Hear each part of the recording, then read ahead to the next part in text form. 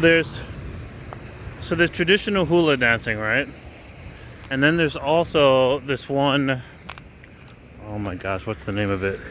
This one that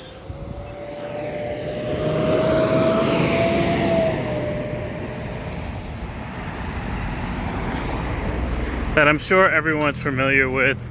It's usually performed at weddings. It's usually performed at weddings. Really powerful performances.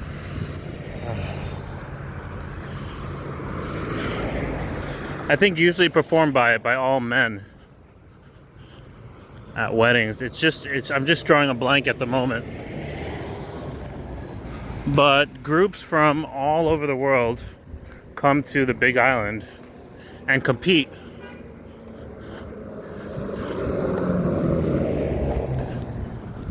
So groups from like Japan, New Zealand, other Samoan islands,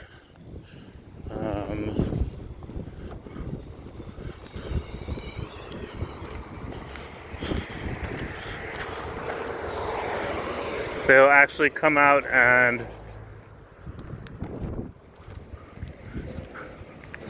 compete, and it's supposed to be the best of the best. And I absolutely love best of the best tournaments.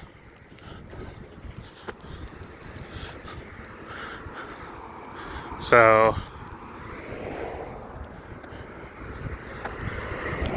I love the Olympics. I love extreme sports. I love strongman competitions.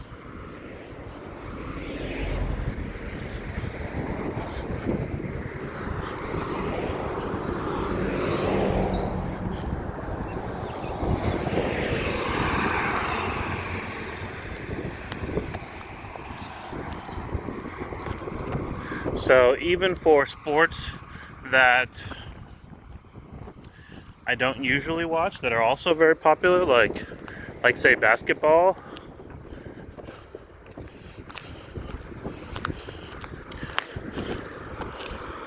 I'll still tune into, let's say, like Olympic basketball or All-Stars tournaments, because it's the best of the best.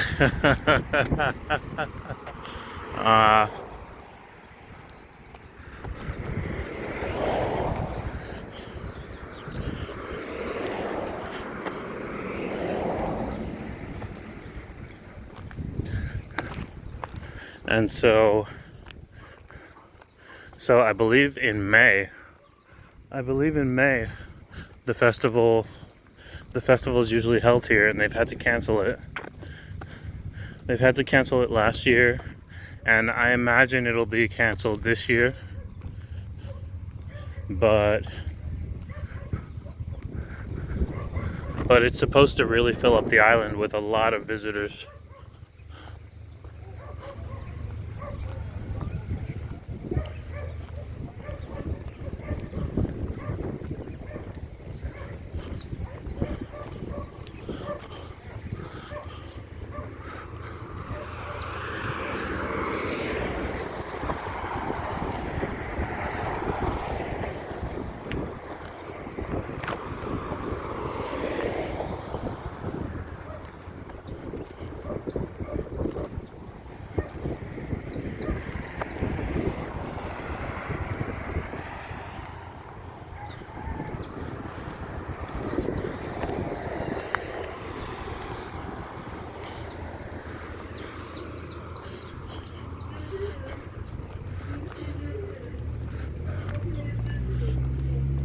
I'd be really curious to see how non-Hawaiians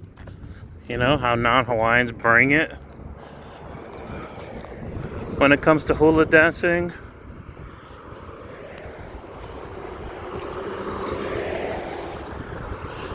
I mean, because like the Japanese, for example, I know that they are world class, like top ranked when it comes to world reggae competitions. like they dominate, like the Japanese, which is a shock, you know, like reggae doesn't come from Japan, and so totally shocking to find that out. But I found that out some years ago from some Germans who make reggae music and attend events like this, attend like worldwide competitions.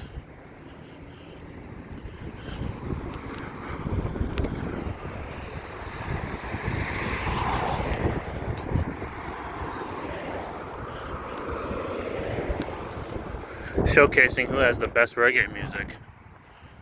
What they've told me is that the reason that Japan holds the top ranks has to do with technology and budget. You know, if you've got groups from a country like Japan going to maybe like a poorer country to compete, just out of sheer resources alone, they're able to sort of knock it out of the park. I don't know how true that is, but I'd be interested in hearing some of it. If anyone's interested, those competitions are called dub plate competitions. That's DUB, and then plate, like what you eat food on, PLATE. So if you want to look up dub plate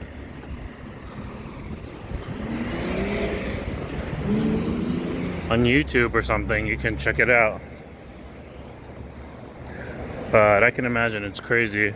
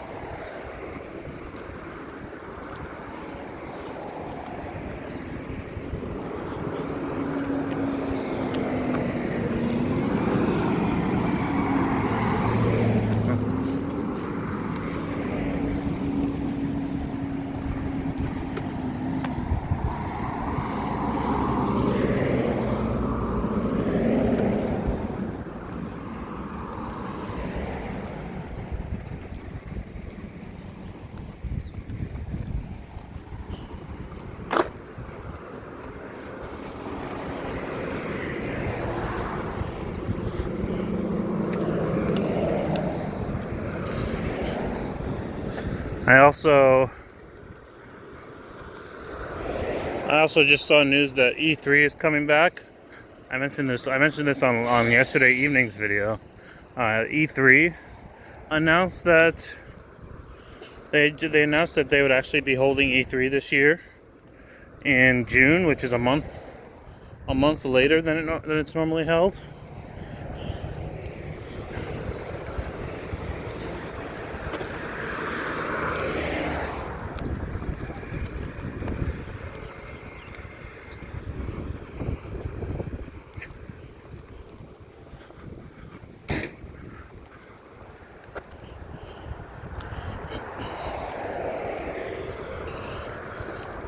So for anyone who's into technology or gaming, they know that E3 is an electronics expo.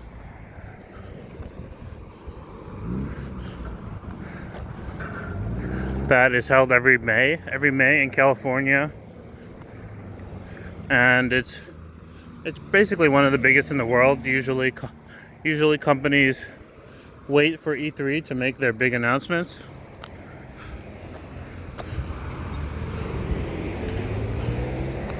But of course it was canceled last May.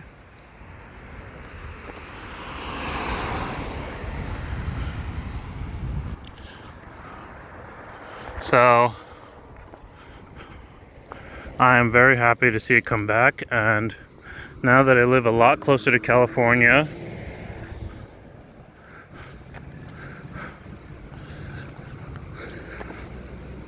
than I had when I was on the East Coast, I'm definitely going to keep it in mind.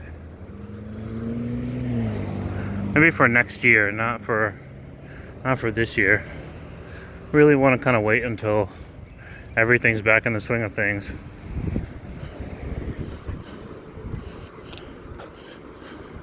But yeah, I'm definitely more curious about stuff going on the West Coast now that I'm a lot closer. Not only that, but there is sort of a connection through proximity, meaning that online I receive more advertisements from the West Coast and from places like Arizona and Washington State, Alaska, and California. I receive more news updates just at random, just from being located here. I receive more phone calls from people hiring, like job recruiters in California now that I'm here.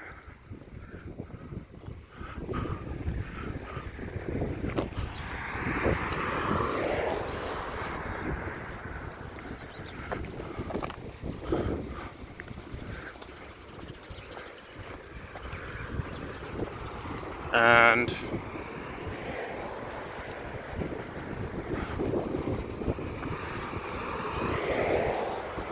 while I had originally intended on relocating to someplace like California,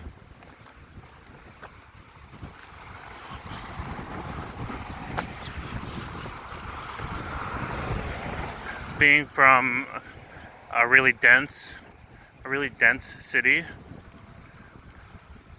I'd kind of wanted to move someplace a little more close to the beach, maybe with a little bit more mountains, canyons, just different landscape overall.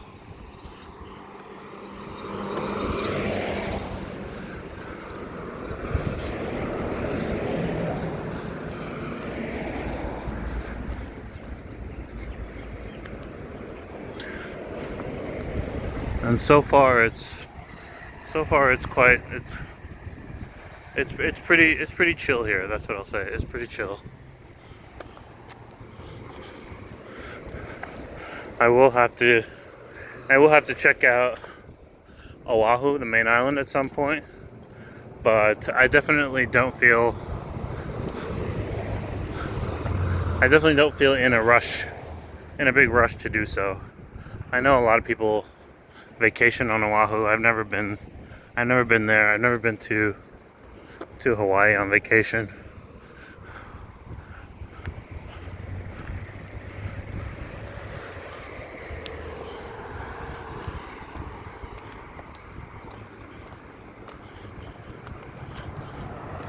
But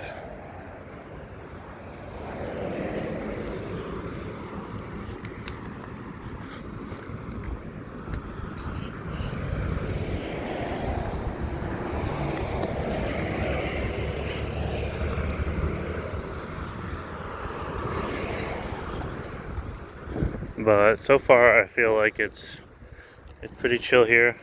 Look, a random lizard sunbathing. A lizard.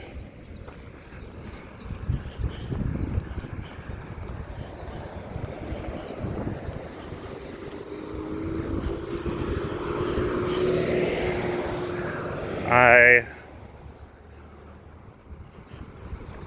do know that it takes a little while to get to know some place.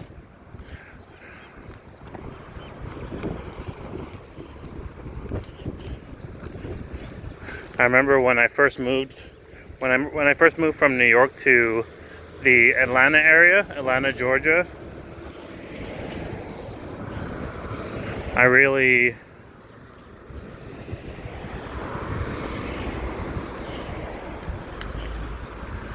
I didn't enjoy it so much right away, but I told myself I knew that I had to give it time.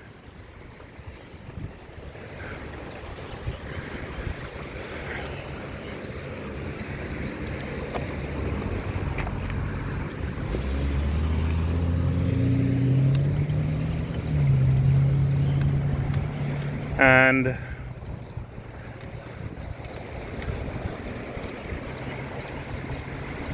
unfortunately, things went south there.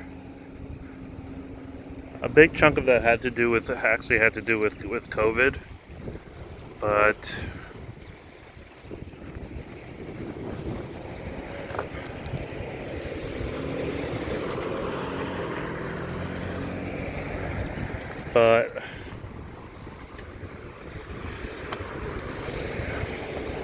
I was right around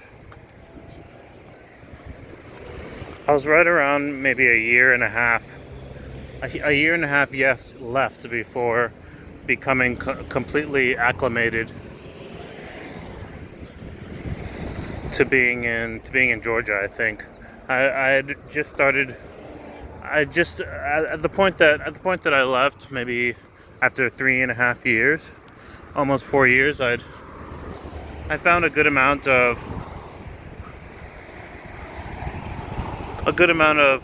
cool neighborhoods, of kind of like chill neighborhoods, or interesting neighborhoods. I'd started learning the lay of the land. You know, there's different counties that you have to drive out to if you want different things. Like, let's say you want Korean food, then you have to go to a specific county. You have to drive out maybe like 25 miles to that county, which was a huge shock for me, because in New York, you know what, you'd still have to travel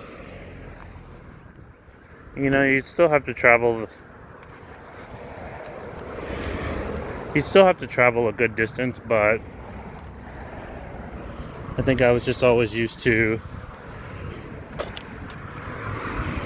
You'd still have to travel a good distance if you wanted to go to, let's say, like a specifically Korean neighborhood. Let's say in order to get Korean food, right?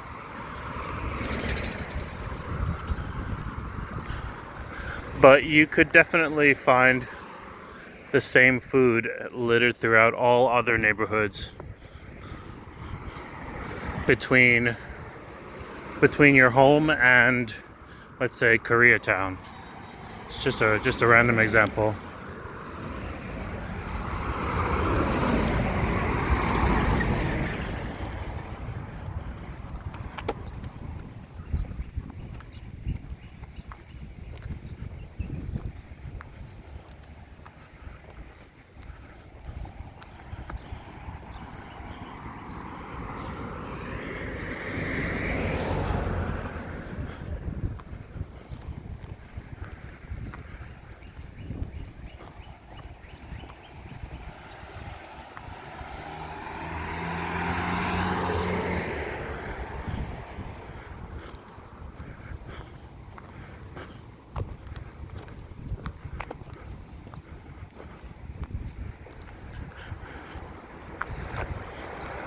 So having moved here, I still feel the same way. Like I'll need to at least be here a few years before I can say that I am starting to really get to know the place. So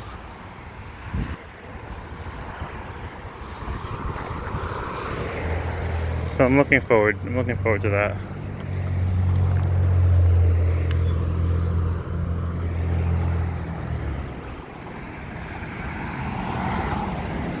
The main thing about the Big Island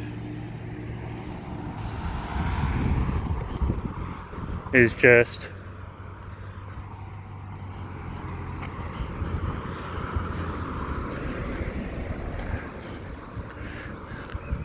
endless places to explore. Endless secret waterfalls, endless secret beaches, endless secret caverns, endless secret mountain trails.